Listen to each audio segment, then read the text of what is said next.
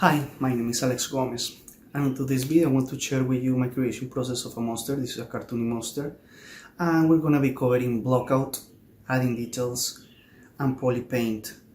So make sure you stick to the end of the video. Don't forget to subscribe and hit the notification bell so you can be notified when I post a video every Friday. Let's go.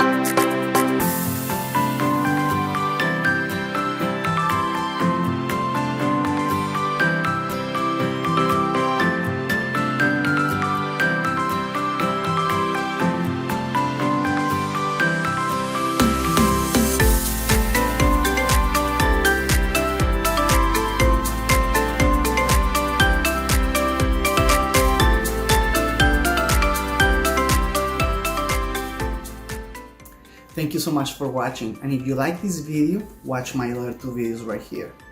Ping ping. Don't forget to subscribe, hit the notification bell. See you next week. Take care.